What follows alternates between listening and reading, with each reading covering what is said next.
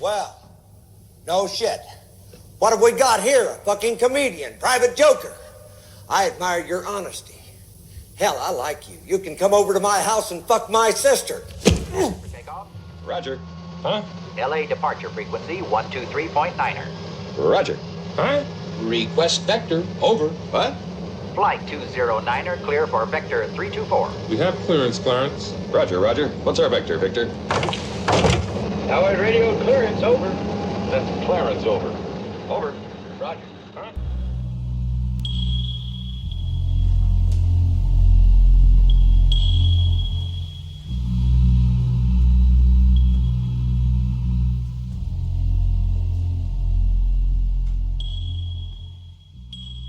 Yo, yo, yo, what's up, everybody? It's your boy, it's your homie, it's the Jonny Drip, back with yet another edition of the Views from the Jon podcast. This time for Monday, November 4th, 2019. How are you?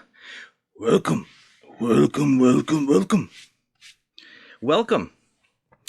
Everybody have a good weekend. I did. Went by too quick, though. All right, we're going to start off today's show with a little prayer. Everybody hold hands, okay? This is definitely a prayer. Of course, I'm not smart enough in pre-production to research this, right? But I know it's a prayer. I think it might be a Catholic prayer. I'm not sure. But it doesn't matter whether you're Catholic or whether you're Jewish or whether you worship the devil or you don't believe in anything, right? And you'll see why. So join me in a little prayer on this fine Monday, okay? It says, Lord, grant me the strength to accept the things I cannot change, the courage to change the things I can, and the wisdom to tell the difference. You get that? Lord, grant me the strength to accept the things I cannot change, the courage to change the things I can, and the wisdom to tell the difference. Isn't that beautiful? It doesn't matter whether it's a prayer or whether you worship the devil or believe in God, or whether you're a Jehovah's Witness, whether you're what the hell do they call those people that believe in aliens and they pray to them, right? They check their thetan levels. Scientologist. It doesn't matter. Listen to the point of the prayer, okay? Because it's the perfect statement to live by, regardless of whether you're religious or not, okay? I mean, I can't see anyone on this planet arguing with that, you know? Don't sweat the things that you can't change. Change the things that you can, and understand the difference between knowing what we can and cannot change. Seriously, it doesn't matter if you're religious or don't like to pray, okay? Live by these words. Having the strength to accept the things that you can't change, the courage to change the things you can, and then the wisdom to tell the difference between what we can and cannot change. How perfect is that? Okay? I'm going to give you a prime example. It seems like a lot of people, especially in the area that I live, are just fucking miserable. And one of the reasons they're miserable is because they are Democrats and Donald Trump is in office. And that really, really upsets the people around here. So when they go out in public, they have to just act like the world's ending, and that everything pisses them off and they are the victims. Now, I'm not political. I am not left and I'm not right. Do I think Trump is a great president? No! For fuck's sake. All right? However, the reason I don't get all fucking worked up about politics in Trump is because I am powerless, and so are you. Regardless of what your political stance is, okay? We are powerless to do anything about Donald Trump or the presidency, other than getting informed about who's running in 2020 and then picking your candidate, supporting them, and voting for them. What else can any of us do? Getting pissed off, going on and fucking hashtagging, or going out and trying to impeach the man, or just letting him ruin your day or dictate your happiness? Why? We can't do anything about it, people. So that's just it. Don't get pissed off and let things ruin your day that we have no control over. We can't control the weather. We can't control who's in office unless we vote every 4 years. And if the candidate we don't vote for wins, what are you going to do? So everybody needs to fucking relax. Okay? Figure out the things in your life that make you unhappy that you can change and not change. When it comes to the presidency, we can't do anything, people, so just fucking relax on Trump, okay? There's nothing we can do. You know, get your candidate, look at your candidates that are running in 2020, look them up, do your research, get informed, and then vote for your candidate. And if they win, great. If they don't, there's nothing we can do for another 4 years, so just fucking relax, okay? The amount of people I see go nuts here in this town or on social media because Trump did this, that, and the other thing today. Who cares? I don't care. I don't. Well, how can you not care? Well, I do care. I care that the guy's that he's a racist fuck, right? That's what the left likes to say, but I'm not left, but the guy definitely comes off like he's fucking racist. I mean, fuck. But what can I do? Is getting upset about anything that I cannot change going to change it? No. So I'm going to choose not to. And that's what I keep trying to tell people in my life and on this podcast, okay? Somebody very close to me is dying. That sucks. I never read the book on how to deal with somebody close to you dying, okay? But I have two choices, right? I can either let the fact that this person very close to me is dying consume every second of my day, feeling sorry for them, in me, in the family, and everybody else, or I can choose to grin and bear it and make the best out of it. That's what you have to do, people. Sometimes in your life, in my life, in our lives, right, things are going to upset us, things are going to piss us off, but you have to understand when shit like this happens, if there's nothing you can do about it, you can either go run, hide, and cry in a ball, right, or you can grin and bear it and move on. You have two choices, right?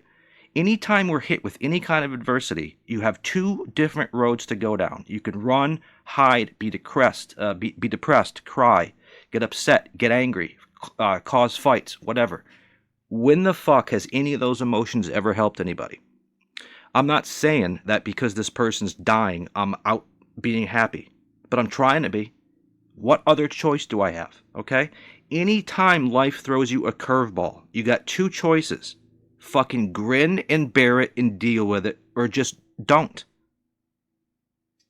And I'm sorry. I choose to grin and bear it and move on. I am no longer letting little shit or people's negativity or other people's drama or even drama in my life affect me anymore.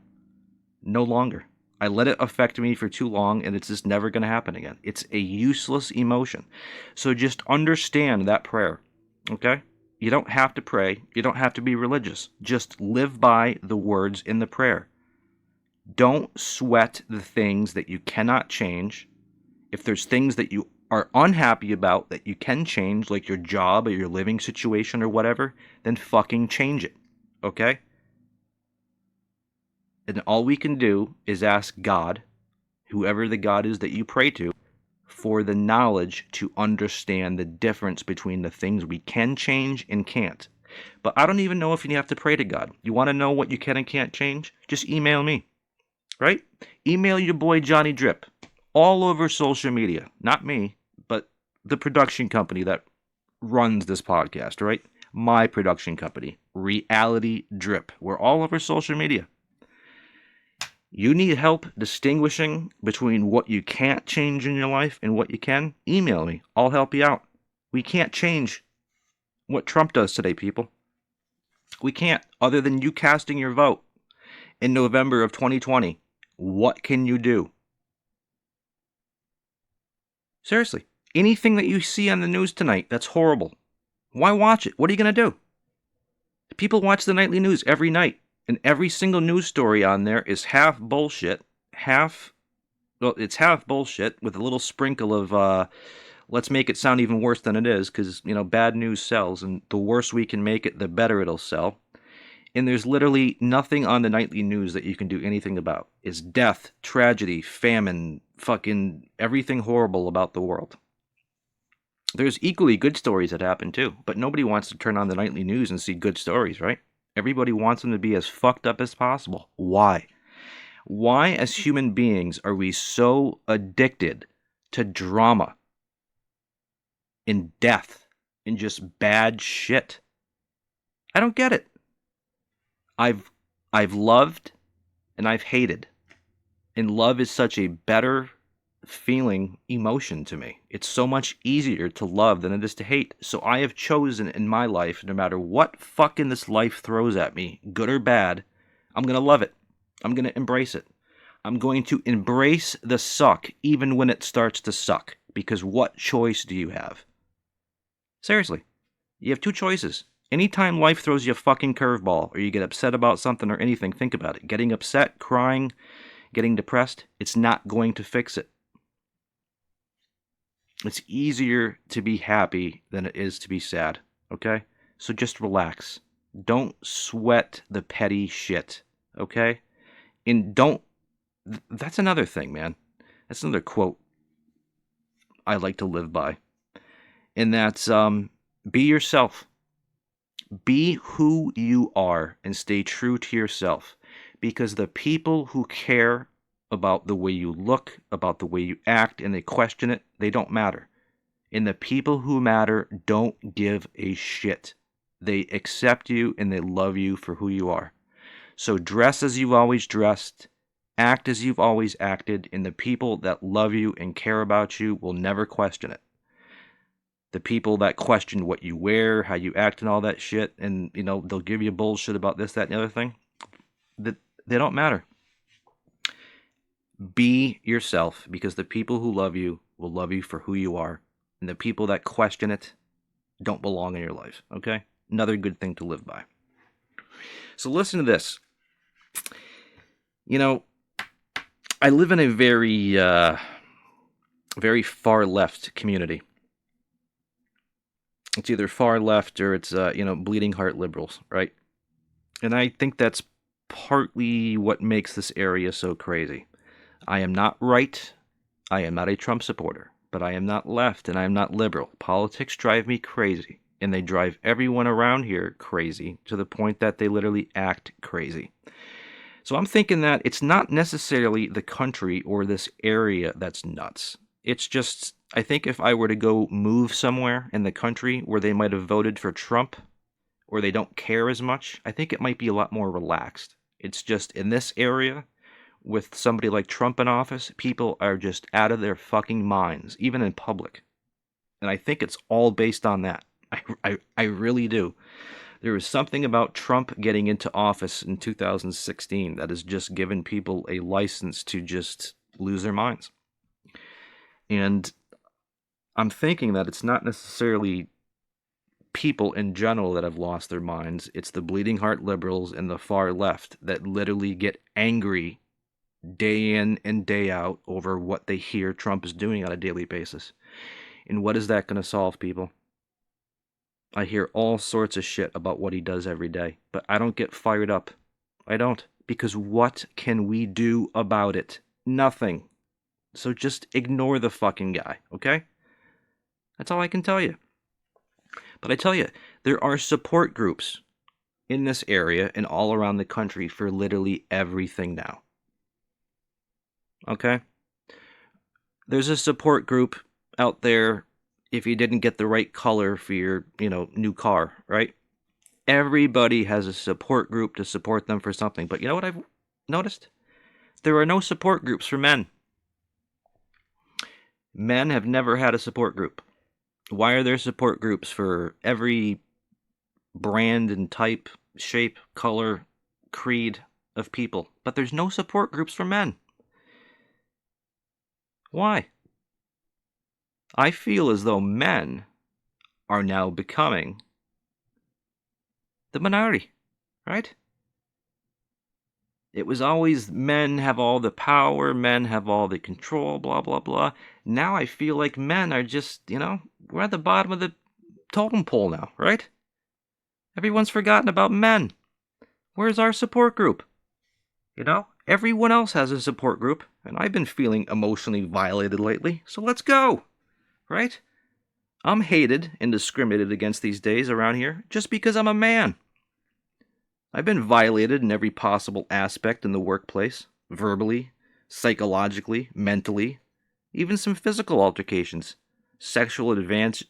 I've had sexual advances towards me by a male manager and a male coworker before. I'm not bisexual or even homosexual. But I was inappropriately touched and made advances by a manager, a male manager, and a male coworker.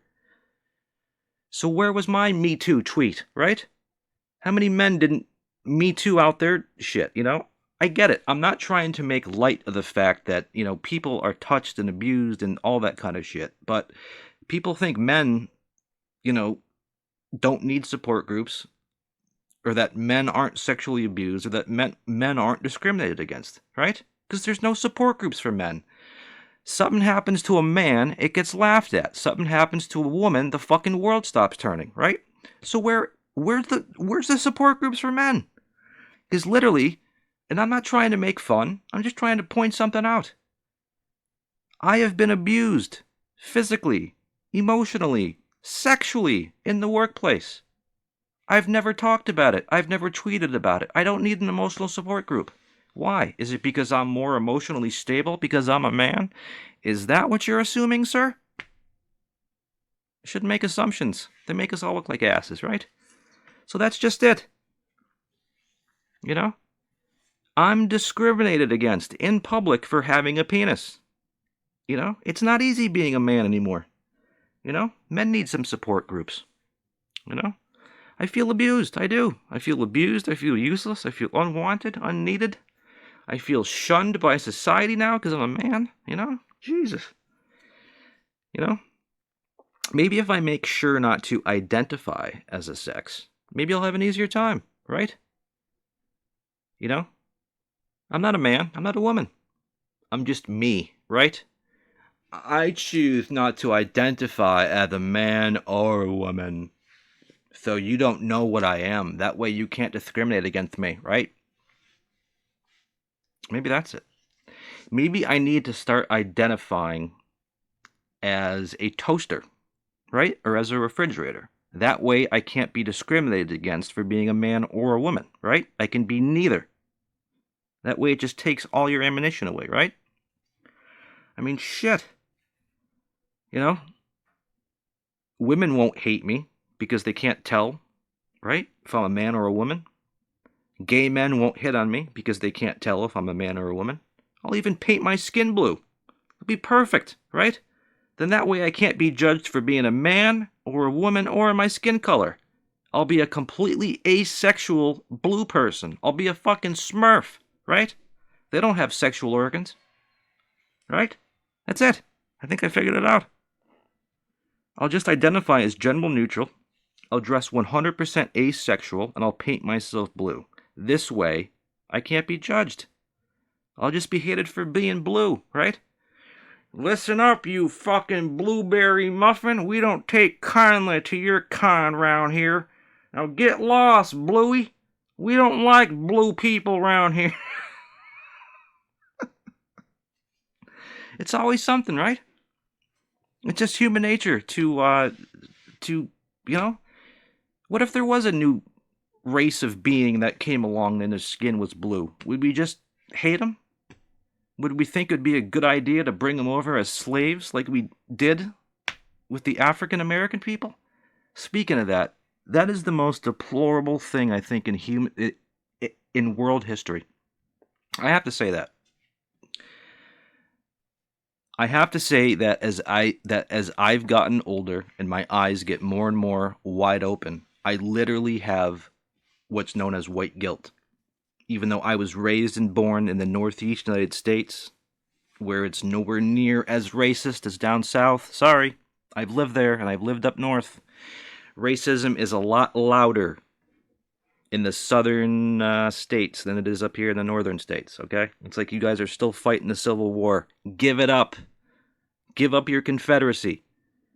The whole idea that we thought it would be great to take an entire race of people and make them our slaves.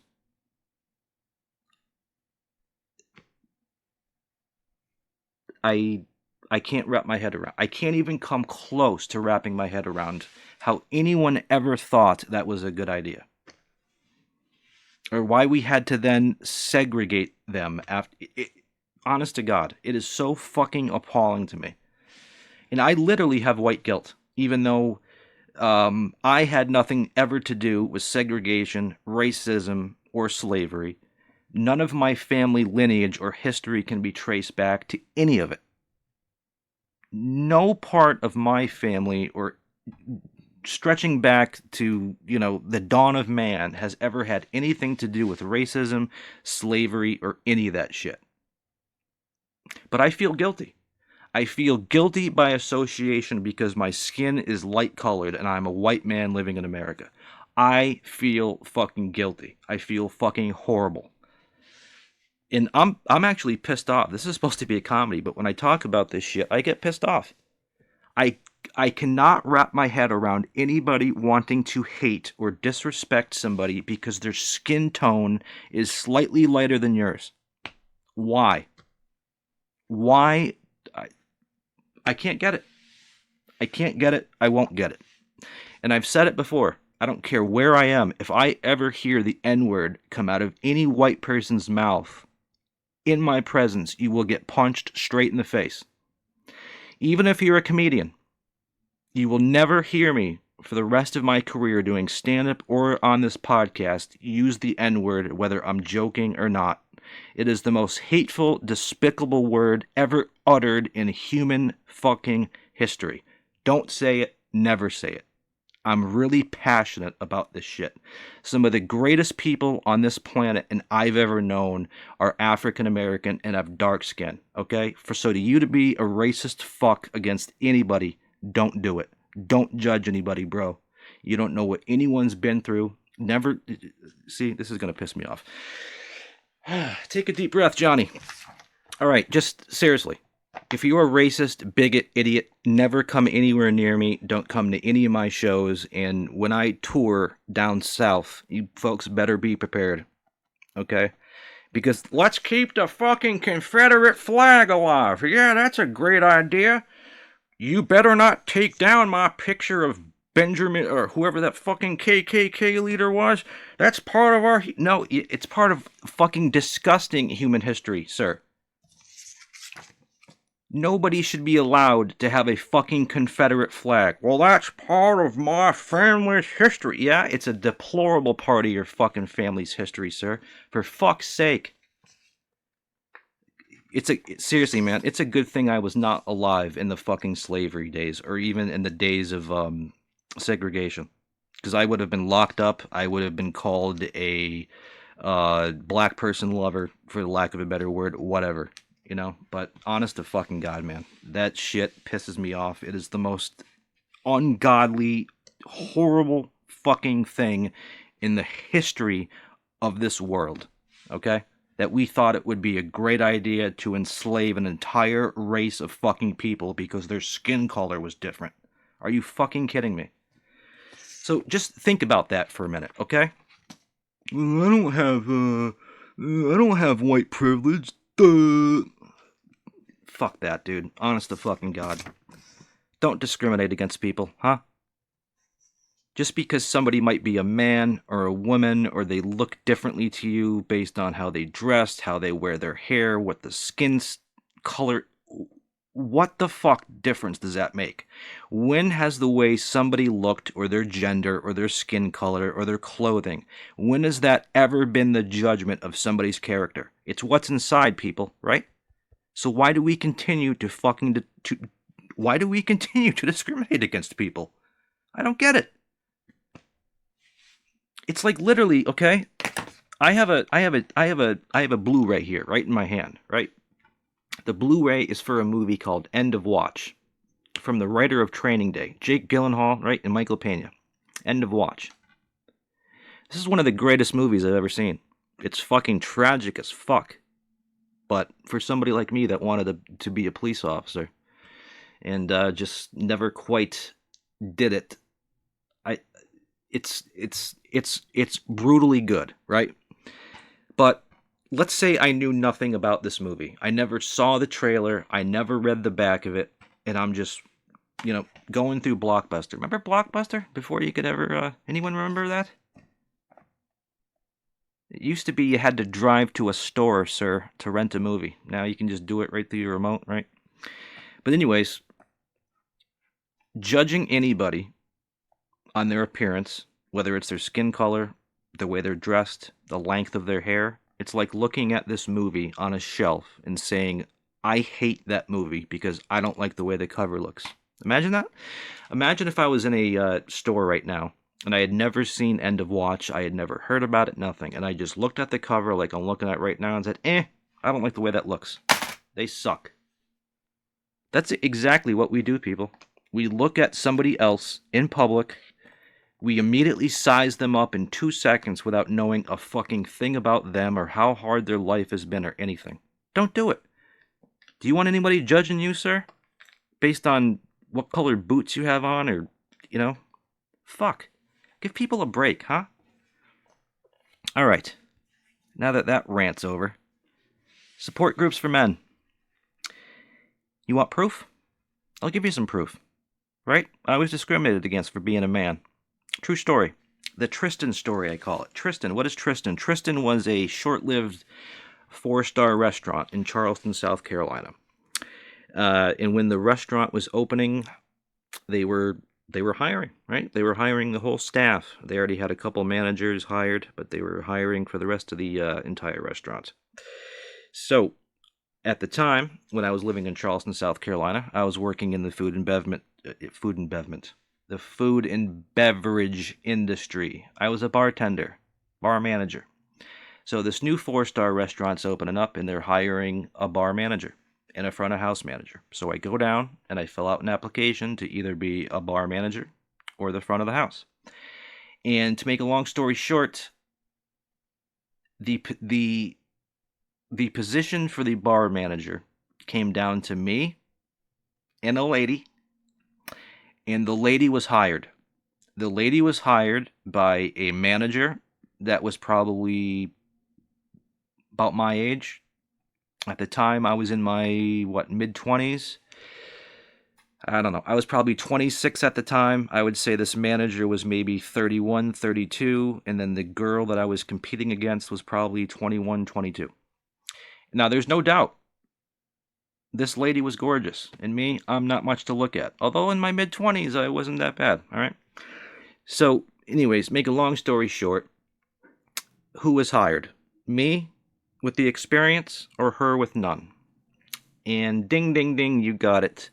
The male hiring manager hired the pretty young female to be the bar manager and did not hire the male who had the experience. And as it turns out, 3 weeks after she was hired as the bar manager, the guy who hired her and didn't hire me, they were dating. They were a couple. So don't sit there for a second, even if you're a woman and you're a feminist, and tell me that she got that job because she was the better candidate. She wasn't. I had the experience, she didn't. She was hired because she was a woman and because that dude wanted to sleep with her. And he ended up doing it. And I'm going to take it a step further, okay? Because after she was hired as the bar manager, I was offered the position by that dude as the head bartender. He's like, listen, you got the experience. We need bartenders. I'm going to make you the head bartender. You're going to get X amount more an hour, the best shifts, all like that, blah, blah, blah. I said, fuck it, fine. I did it. So we had a lot of meetings because the restaurant had not opened yet. right? So we'd go in for an entire afternoon and get paid for it. They'd go over the menu with us, all the other shit, okay?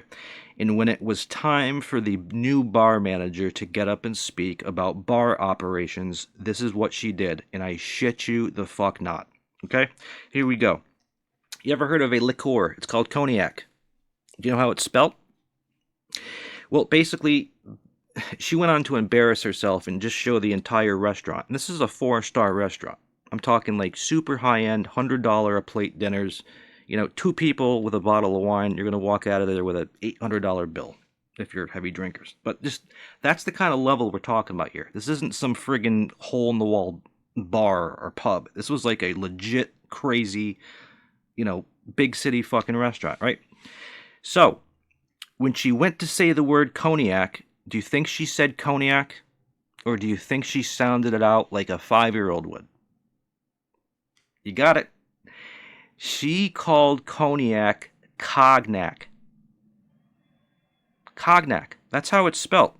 So if you're looking at cognac, it's actually spelled C-O-G-N-A-C. Cognac. That's how she pronounced it. She didn't say cognac, she said cognac. And then she went on to pronounce Chablis, Chablis. You laughing? I hope so. I don't laugh because, I've heard it too many times and it pisses me off. But then she goes on, I swear to God, you're going to be, no, there's no fucking way she did. Yes, she did. She called Merlot, Merlot. Okay? So rather than pronouncing cognac, cognac, in Chablis, Chablis, and Merlot, Merlot, she sounded it out like somebody who's never said the word before, like somebody learning English. She phonetically sounded it out and called cognac, cognac, Chablis, Chablis, and Merlot, Merlot. In front of everybody in the store. And the minute she did that, everyone fucking snickered. I looked over at the manager who hired her. He's got his head in his hands. Honest to God. And that's just one story.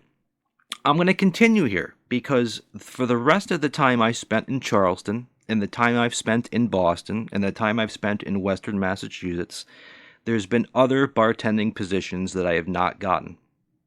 And I have a lot of years of experience now bartending, okay? I'm like fucking Tom Cruise in Cocktail, okay? But if you take a pretty girl, let's say you have a 21-year-old looking thin supermodel, and then you have a 41-year-old Jonny Drip, right?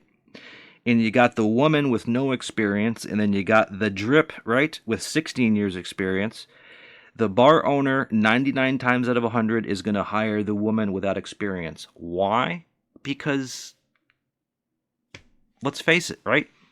The pig men that go sit and drink at bars all day, do they want to look at Jonny Drip, or do they want to drool over some 21-year-old bimbo?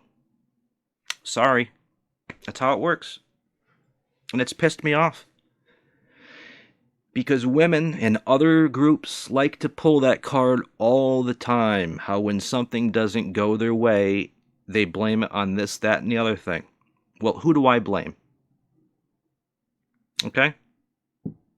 Because I could certainly hashtag out a Me Too movement, because like I said, I was sexually touched inappropriately and made advances by 2 gay people at the same job. One of which is a manager. The other one was the coworker. I just told him to get the fuck off. I wasn't that way.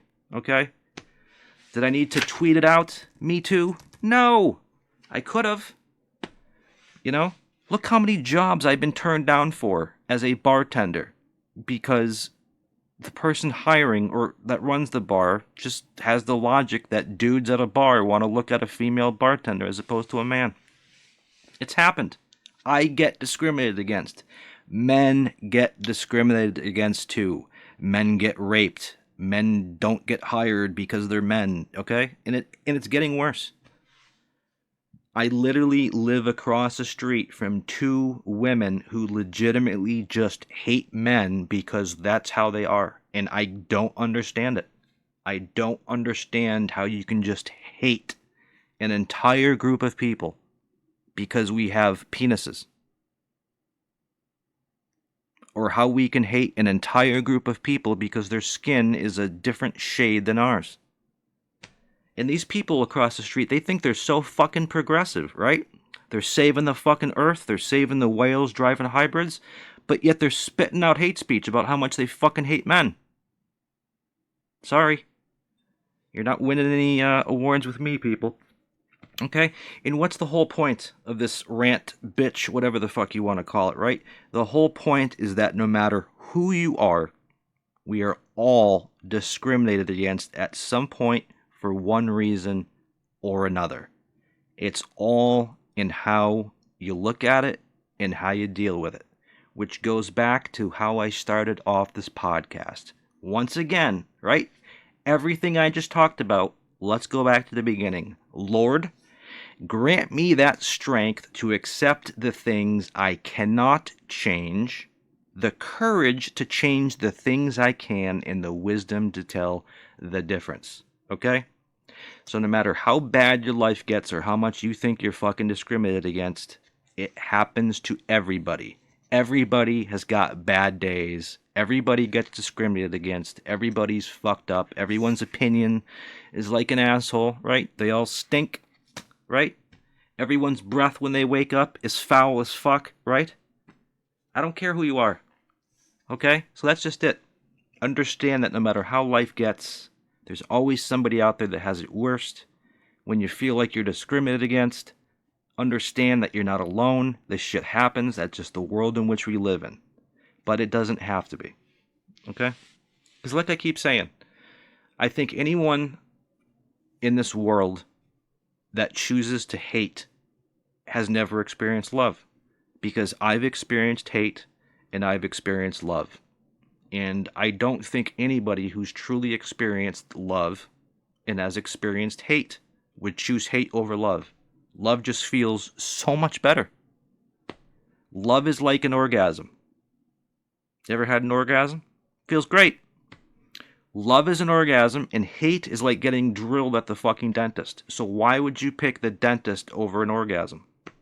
And I truly believe it's because anybody who hates has never experienced love. So I got the great idea, right? Rather than building nuclear weapons, right? Why don't we drop a love bomb on people, right? And I'm not talking LSD or weed, right? You don't think our scientists coming up with all this chemical weapon shit couldn't make some kind of a drug that somehow activates something in people's brains that make them experience love for the first time? You imagine?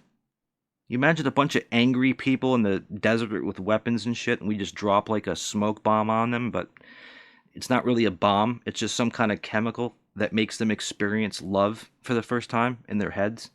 They can feel what it is to be loved and feel love. Then I think they just throw their weapons down. Be like, fuck this shit. Right? Why don't we start putting that in the water?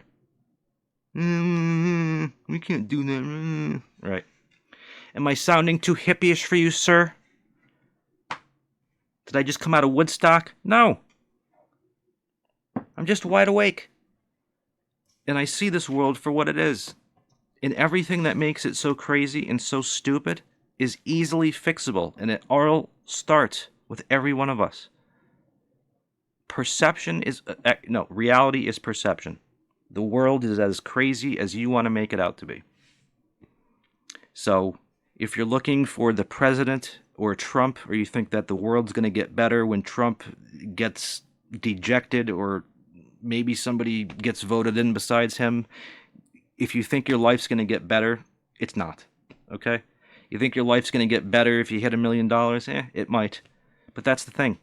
Okay? Life is what you make of it. We lie in the beds that we make. So no matter how tough your life gets, you can choose to make the best of it and grin and bear it.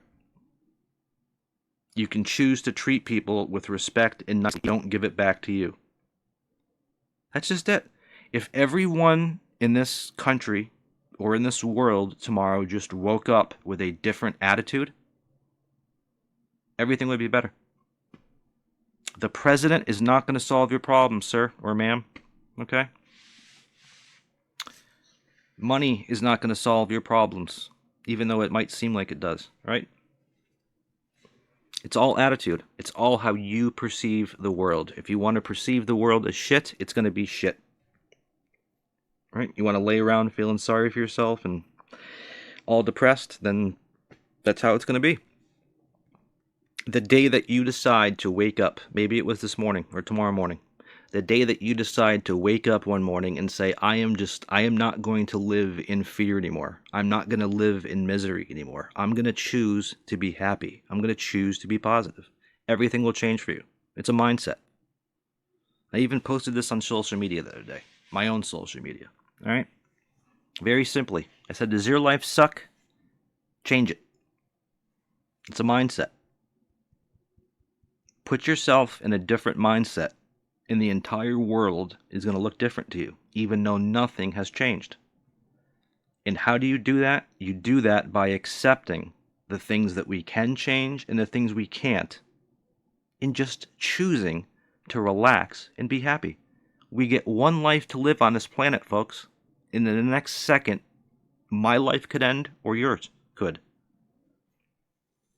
Anything you wish you did? Anyone you wish you called? Don't live in regret. Don't do it. As I get older, I have regrets. In the blink of an eye, I've turned 40. Literally. I went from 20 to 40 in the blink of an eye, and then I'm going to blink my eye, and I'm going to be 80 or dead. And that's something you really wake up to when you get to be my age. It's something that was told to me when I was 20, 25, 30, 35. I couldn't see it. Nobody can. You won't get it until you hit my age. But honest to God, you blink your fucking eye and you went from 20 to 40. And then I'm going to blink my eye, I'm going to be 60. Or I'm going to blink my eye and I'm going to be 80. And everything's going to be done. We get one chance to live this life, people. Why are you going to choose to live it in hatred, in fear, in negativity? Well, that's because my life sucks. Well, maybe it does. You think my life's great? Why? Because I have a fucking podcast? That means my life's great? You don't know. My life could suck. And it does suck in a lot of ways. But in a lot of ways, I'm blessed. And that's what I choose to focus on. The blessings. And not the shit part, right? Because everybody deals with shit. Just deal with it. It'll get better. And like I keep saying, it's a mindset. It's a mindset. Right? And that's why sometimes... This is a question I have actually for people. You ever notice how sometimes people will say things, why sometimes things are good and sometimes things are just good enough? You ever hear that? Somebody might say something to you and be like, oh, that's good. Or somebody would be like, yeah, good enough. Well, what the fuck is it? Is it good or is it good enough? Because to me, there's good, right? And then there's good enough. Like, yeah, it's good and it's enough, but it doesn't quite tickle my dick, right? Well, what is it? Are you not happy? We finish something and you're like, great or good. But what's this good enough shit? Is that just another way of saying, it's not what I wanted, but fuck it. I'm disappointed, but I'm done dealing with it, so what the hell? Good enough. I mean, I work my ass off, right? I'm looking for some kind of approval. Great job, good work, fine work, fantastic, super. Nah, it's good enough. The fuck is that? What is good enough? Is good enough where it's like not quite the level of good, but it's not quite there, so it's just good enough? I mean, what a fantastic, right? I mean, what is fantastic? Is fantastic an A and good is a B, and then like good enough is like a B minus? I'm shooting for an awesome, and you tell me it was just good enough? What does that mean? I got like a fucking B minus instead of an A? Jesus Christ. Yeah, it was great. Minus this, that, and the other thing.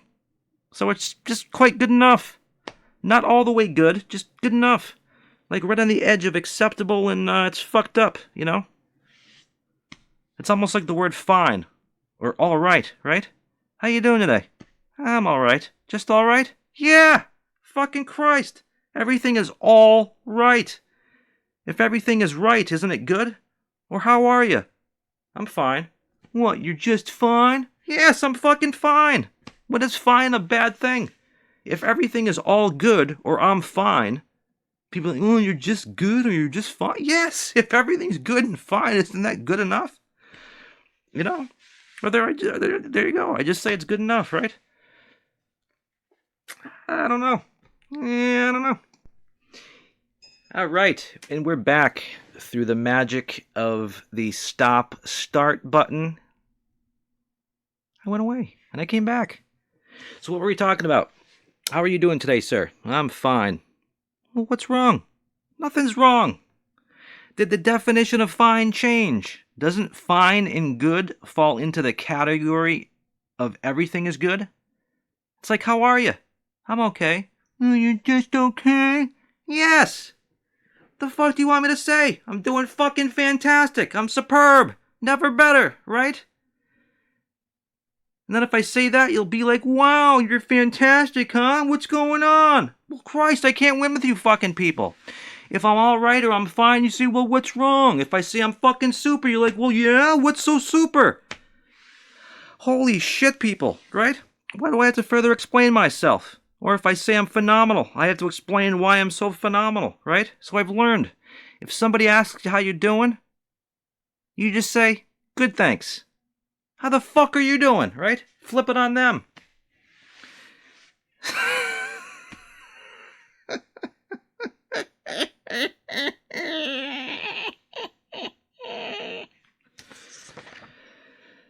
But yes, have you noticed that, sir?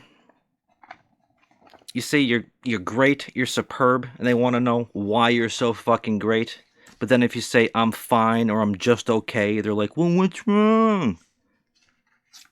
That's why you just say, good, thanks. How are you? Don't give them that in to be like, well, can you tell me more? Why are you good? How come you're not having a bad day? Just beat them to the punch. Just cut them right off. I'm good, thanks. How the fuck are you doing, huh? All right. You know, I've been hearing a lot of negative press lately about a certain type of dog. And it comes and goes, right? I've heard the story a billion times, and I was even on the other side of the fence. And this is kind of the whole point of this podcast, right? Am I a stand-up comedian? It depends who you fucking ask, right? Is this podcast supposed to be funny? Depends who you ask. It's going to be funny sometimes, maybe sometimes it's going to be sad. But what is the point of this podcast? The point of this podcast is to try to fill up your afternoon with shit, sir, right? While you're driving down the highway, just spouting off shit, right? Hoping that you're interested. That's what this is all about. Maybe you have a chuckle. Maybe it makes you think about something in a different light. Maybe it makes you smile. That's what it's about, okay? This show is basically about entertaining you, sir, for an hour or two, talking about different types of shit. You know, looking at it through my simplistic lens, you know. Maybe it helps you smile or calm down, or maybe it keeps a gun out of your mouth. Maybe it makes you laugh. I don't know. If it helps, great. That's the point of it, all right? But there's always been a lot of negative press about a lot of different things, right? A lot of different things we don't know anything about. And I've heard the stories over the years about a lot of different shit that I know nothing about. And we all have opinions on it, right? Anyone know about dogs? Anyone own a dog? I've owned dogs, right? But not this particular brand of dog, okay? And the dog I'm going to talk about today is the infamous what? What is the most infamous, hated, scared breed of dog on the planet, right? Can you guess? Can you guess? That's right, folks. It's not the Chihuahua, okay? It's not a golden retriever. It's not a fucking lab, right? It's the poor, old hot dog, right? No, not the hot dog. It's whatever emotional support animal you have, sir. That's the most hated dog on the planet. No, we're talking about not Rottweilers, right? Or Doberman Pinschers, right? We're talking about the biggest, baddest, meanest fucking dog of them all, right? And what dog is that, sir? The pit bull. The pit fucking bull, right? I've heard the stories a billion times. I had never, ever, ever known anybody that had a pit bull. I just knew the stigma that was out there, that they were dangerous animals, that they couldn't be controlled, that they'd bite people's head off. I even heard a couple stories, I don't know, 3-4 years ago, right? I think everyone's heard this story where there was a pit bull that was outside of a ice cream stop or some shit, and the pit bull went and bit or attacked some little kid, killed the kid, and then the guy whose kid got injured went and shot the dog in the head. And it was a big fucking mess. And these are the kind of stories you hear about, right, with pit bulls. My buddy Bill Burr, he talks about his pit bull, right? And I don't want to get his pit bull's name confused with his daughter's name, who's a big secret. And I'm going to forget. So I'm not saying... If you're a fan of Bill Burr, you probably know what kind of a pit bull he has. But he adopted a female pit bull. And, he gets along with the dog great. He's taken the dog to trainers. And, this dog was abused, I believe, as a puppy. And despite all the work that this trainer has done with Bill and this dog, it just does not get along with kids or other people. Loves Bill, loves Bill's wife, Nia. But it just, Bill said this before because the trainer said it to him. It's one of these dogs where the whole world gave up on it, except for you. So he still loves the dog. The dog now lives with the trainer. Bill gets to see the dog as often as he likes to, but they just don't trust the dog in the house with the kid. And Bill did recently try to bring the dog in the house on a leash to meet his daughter. And evidently the dog got a little growly at a distance. And Bill said, fuck that. And I don't blame him. Took the dog right out. Right? And this is the kind of stigma that's associated with pit bulls, right? That they're all bad. And I had never met a pit bull. I had just heard all the stories. So I thought they sucked. They were bad. They were impossible creatures to raise. You couldn't happen, that's just how it was. And as it turns out, there is an exception to every fucking rule, people. And how do I know? Because I was witness to it. I split a 2-family home with a fantastic couple. And that couple, they had pit bulls growing up. I believe his parents had several pit bulls growing up, raised them. So they, 3-4 years ago, they went out and got themselves a pit bull puppy. And it was the cutest puppy I'd ever seen in my life. And that dog has now grown up below me in the same house here the last 3-4 years.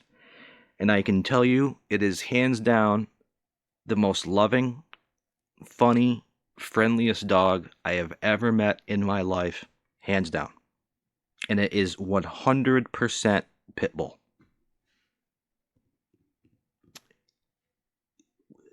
Honest to God, I had never seen anything like it before in my life.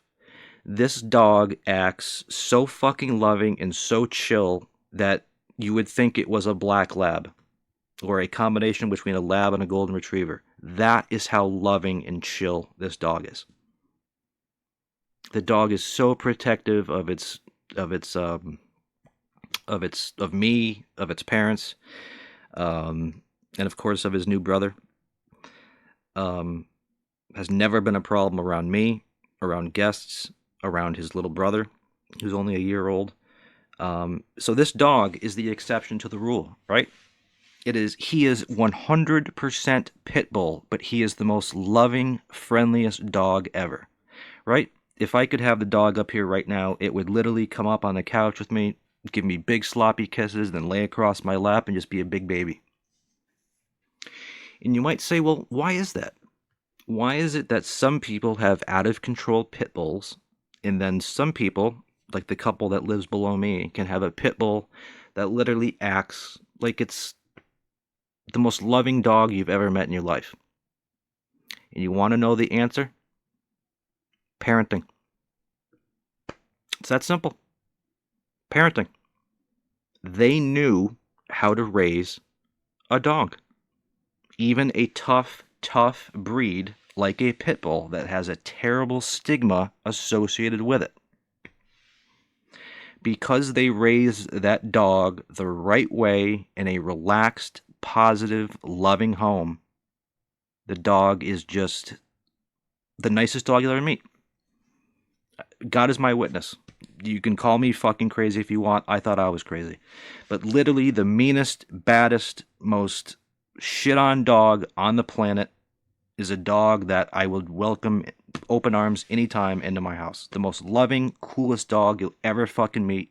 And he's 100% pit bull. So why is that? Why is it that these folks' pit bull is so great? Did they just get lucky? No, it's parenting. I just said it. They raise the dog in a relaxed, loving, positive environment. And look what happened. The dog turned out to be the most well-adjusted dog that it even acts cooler than some, labs I know. And how cool are labs? Right? They're so fucking lovey and chill. That's how this dog is. This dog is as lovey and as chill as any friggin', chill dog I've ever met. And it's a pit bull. And he turned out that way not because they got lucky or that's just how he was born. It's all parenting, people. And if they were able to be such great parents to such a deified dog, I think they're going to be great parents to their newborn. And they got another one on the way. And if you're listening, I said it before, but congratulations. You guys are fucking awesome. You guys are killing it. You really are. But that's just it. Parenting, people. Parenting, good parenting dictates everything. We like to think that our kids are not really a product of how they're raised. Bullshit. Sorry. I realize it now. I really do. So just remember that. Remember when you're raising your kids, whether you're raising a dog or you're raising a kid, just raise them right. And if you have to ask what the right way is to raise a kid, then you probably shouldn't have had one. How good of a person your kid turns out is up to you as a parent. Bottom line. You cannot blame it on school, their friends, anything. It's you. How good your kid turns out is 100% reflection on you as a parent. That's why I think, right? My God, this is something I wanted to talk about months ago when I first started this podcast. Anyone ever seen the movie from 88, 89, Parenthood? Steve Martin? Great fucking movie. Great movie. It's Parenthood. You a parent or on your late 30s, 40s? Watch it again. Because it all has to do with parenting and kind of hitting that kind of midlife crisis age, like I'm at. And Keanu Reeves, I think that was one of the first movies he did. He has a small role in that movie. And when he's talking to his girlfriend's mother about parenting and kids, he has a great quote where he talks about how you need to have a license to hunt, you need to have a license to catch a fish, but they'll let any butt-reaming asshole be a father. And if that ain't the fucking truth, I don't know what is. Isn't it? You literally need a license to drive, a license to hunt, a license to catch a fish, a license to do fucking anything. But they'll let any fucking idiot on this planet shit out a kid. And how good of a life that kid has and how well adjusted that kid is and everything depends on the parenting. So that's why I think you should need a license to have a child. Sorry, we require it to drive, to fish, to hunt. Why not to have a kid? Because if you are not qualified to even raise a dog, we're going to allow you to raise a kid and then to fuck that kid up. And then the kid's innocent. Animals are innocent. Kids aren't raised to be bigots. They don't come out of the womb stupid or ignorant or hateful. Those are all learned things that parents teach or don't instill in their kids. So how about it? Go out before you go and get pregnant and have another kid that's going to just clog up fucking society. Why don't you go out and try to raise a pit bull? And if you can raise a pit bull to be a good dog like these folks below me did, then I give you my full blessing to have kids. Because if you can raise a pit bull to act as cool as a retriever or as a lab, I give you my full blessing to have kids. But they'll let any butt-reaming asshole out there be a father or be a parent. And if you're born to the wrong parents, then you're going to fuck that kid's life up. And think about it. Think how innocent kids are. Kids have no choice who their parents are, where they're raised, really who their friends are. Kids are like dogs or cats or animals. They're completely fucking innocent in all this. They're a product of our bullshit. So why do we just let any asshole have a kid? Why do we continue to let people that probably shouldn't be having kids at all shit out one every 9 months so they can get more fucking welfare or assistance from the state? You don't think that fucking happens? I'm not saying that Section 8 and welfare don't work for people. There are absolutely people out there who need it. But if you don't think there's people out there that take advantage of every fucking system, there are. People take advantage of everything that there is to take advantage of. There are people out there that need Section 8, that need food stamps and government support. But there's also people out there that'll just pop out a kid every fucking 9 months because the more kids they have, the more money the state gives them. And some of these people are getting thousands and thousands of dollars a month from the state, and they don't have to work. Why don't they have to work? Because they just keep popping out kids. They get free housing. Why would you want to work? It's just like the panhandlers I talked about recently. There's panhandlers around here that are making $200-300 cash a day, and then they can go home and fuck off for the rest of their day. So if we continue to keep giving panhandlers money, that's what they're going to do. Stop giving panhandlers money. You want to donate to, Standing Rock? My next door neighbor, that's what she's doing. You ever heard of Standing Rock out in the Dakotas where they put the fucking pipeline through? Remember that pipeline bullshit? That whole tribe is in trouble. They need winter coats and jackets. And what does the lady next to me do? She's sending coats and jackets straight to them, and I just gave her some shit to help the people of Standing Rock. Give to people less fortunate, huh? I mean, all of these concepts, they might seem foreign to you, but they're just literally black and white and basic to me. Seriously. No matter what system we have set up to help people, there's always going to be people that take advantage of it. I talk about it all the time. You can, anything, right? Handicap plates on cars. Why do we need them? Handicap parking spaces, mobility scooters, wheelchairs. Well, we need those for people who are fucking handicapped and disabled. But you don't think there are certain people in this state and other states that will kind of bend the system when they're not really handicapped just to get that plate so they can get the fucking prime parking? You bet your fucking ass they do. How many people have you seen walk just fine from their car a mile in the Walmart, then they'll hop on that mobility scooter? Are they really using that scooter because they're disabled, or are they using it because they're fucking lazy? I'm telling you. People take advantage of everything that's out there, and then they ruin it for other people. Just like the Juul device, right? A little device created for adults to quit smoking fucking cigarettes. And then kids get their hands on them because they like the donut-flavored fucking vape juice. And then we have to cancel all the vape. You see what I'm saying? There are always people that are going to ruin anything for everybody else. Always. It's always been that way. It always will. People will take advantage anywhere and everywhere they fucking can. So, I think that's where I'm going to... No, I'm not going to leave you there today. There's a couple other things I wanted to get to, but, what am I supposed to do? Talk for fucking 20 hours, right? So I'm going to quickly get to some listener mail. Do you have listener mail? Yes, we have listeners. I know the other day I was making fun of how I have 3 listeners and 2 of which are myself. I'm just kidding, people. There's more than 3 listeners to this, okay? According to Spotify, there's thousands. All right. So, one of you kind people sent me a message asking a question.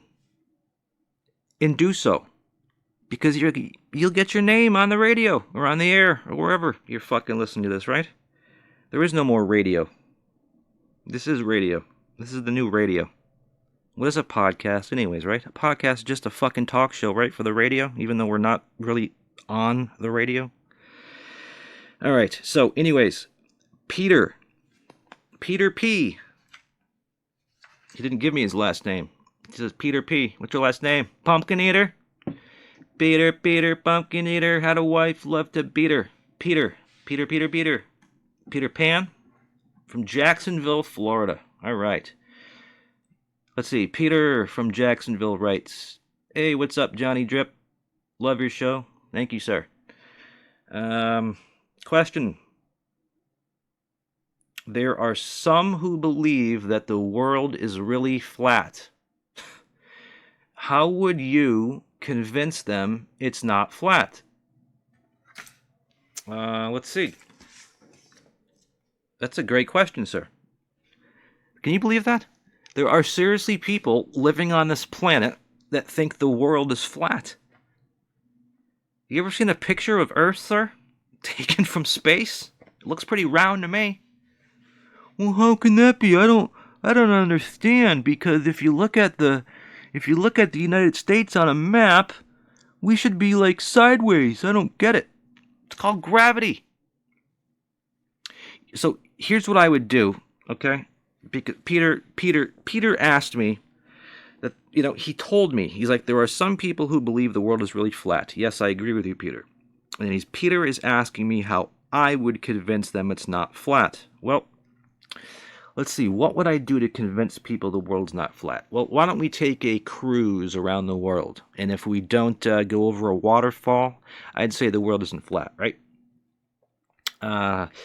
Let's show them a picture from space.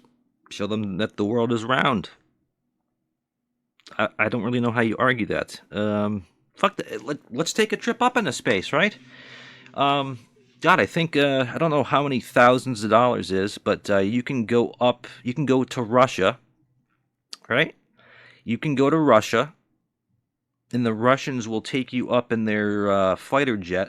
It goes up to 90, 100,000 feet up. And if you do that, even though you're not quite in space, you can actually see the curvature of the Earth. But think about it. Actually, that's pretty nuts when I think that there are actually people out there who believe that the Earth is flat. How could it be flat? If the world was flat, wouldn't all the water, right? Just wouldn't all the water in the oceans just empty over the sides, right? Picture the world as an actual flat place. Let's say the world was on top of this table. Wouldn't all the oceans just drain off the sides if it was flat? There are people that do sail around the world, or they drive their boat around the world, or they fly around the world. If the world was flat, wouldn't you just kind of get to a certain point where the flatness ends and the world stops, and you just go over a cliff into oblivion? How can you think the world is flat? Just look at any of those. I don't know. So I guess that's how I do it, Peter. I would put them on a raft and then set them on a course to float around the world. And when they got back in a year, if they didn't get eaten by sharks, then they would realize that the world is round. Because if they wasn't, they would fall off the edge. Or I'd like to ask any flat earther, why don't the oceans drain if the world is flat? because it's like a pool. There's like sides to it. That's why it doesn't come. I don't fucking know. All right, so that is the listener mail for today, and that is the show for today. Email, again, is info@realitydrip.com. Reality Drip is all one word, and then info. That's it. info@realitydrip. Email me with anything that you fucking need or want, right? And I'll hook you up with it. But everybody, I hope you have a super week. The weekend will be here before you know it. I'll be back again later this week with another cast. And I thank you so much for continuing to tune in and to listen. And again, this has been your boy, Jonny Drip, with another version of the Views from the Jon podcast. Have an awesome week, everybody. And remember, relax, laugh, and smile. Love you. Private Cowboy, Private Joker. Sir, yes, sir. Sir, yes, sir. As soon as you finish your bunks, I want you two turds to clean the head. Sir, yes, sir. I want that head so sanitary and squared away that the Virgin Mary herself would be proud to go in there and take a dump. Sir, yes, sir. Private Joker, do you believe in the Virgin Mary? Sir, no, sir. Well, Private Joker, I don't believe I heard you correctly. Sir, the private said no, sir, sir. Well, you little maggot, you make me want to vomit. You goddamn communist heathen, you had best sound off that you love the Virgin Mary, or I'm gonna stomp your guts out. Now, you do love the Virgin Mary, don't you? Sir, negative, sir. Private Joker, are you trying to offend me? Sir, negative, sir. Sir, the private believes that any answer he gives will be wrong, and the senior drill instructor will beat him harder if he reverses himself, sir. Who's your squad leader, scumbag? Sir, the private squad leader is Private Snowball, sir. Private Snowball. Sir, Private Snowball reporting his orders, sir. Private Snowball, you're fired. Private Joker is promoted to squad leader. Sir, aye, aye, sir. Disappear, scumbag. Sir, aye, aye, sir. Private Pile. Sir, Private Pyle reporting his orders, sir. Private Pile, from now on, Private Joker is your new squad leader, and you will bunk with him. He'll teach you everything. He'll teach you how to pee. Sir, yes, sir. Private Joker is silly and he's ignorant, but he's got guts, and guts is enough. Now you ladies carry on. Sir, aye, aye, sir.